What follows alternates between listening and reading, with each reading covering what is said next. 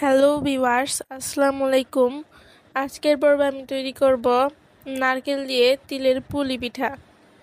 প্রথমে আমি একটি নারকেল নিয়েছি, নারকেলটা এখন কুড়িয়ে নিব।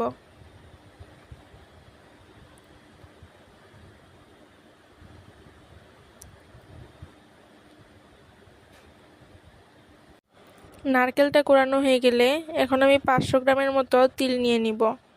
একটি কড়াইতে তিলগুলো ভেজে নিব। ভাজা হয়ে গেলে তিলগুলো গুঁড়ো করে নিব।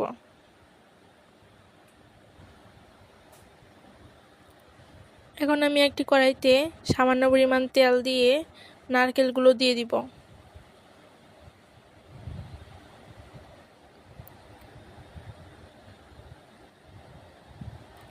নারকেল দিয়ে ভালোভাবে নেড়েচেড়ে একটু ভেজে নিয়ে 1 কাপ পরিমাণ চিনি দিয়ে দিব এবং 1 প্যাকেট গুঁড়া দুধ দিয়ে দিব। এখন নারকেল এবং গুঁড়া দুধ ভেজে নিব। ভাজা হয়ে গেলে এখানে গুঁড়ো করে রাখা তিলগুলো দিয়ে দিব।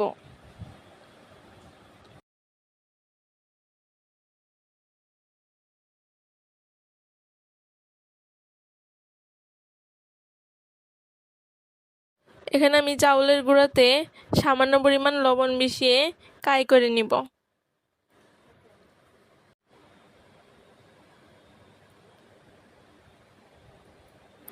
কাই করে নেওয়ার পর ঢিমা বানিয়ে নিব।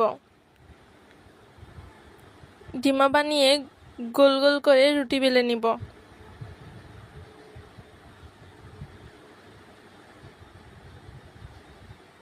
বড় করে রুটি বানিয়ে গোল শেপে কেটে নিব। এখন আমি রুটিতে নারকেলের পুরটুক দিয়ে দিব। নারকেলের পুরটুকু দিয়ে পুলি পিঠার শেপে তৈরি করে নিব।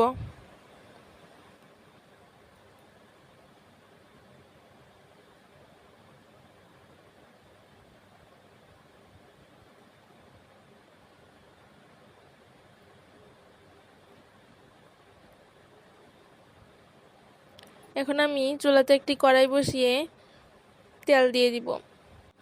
তেল গরম হয়ে গেলে পিঠাগুলো একে একে দিয়ে দিব।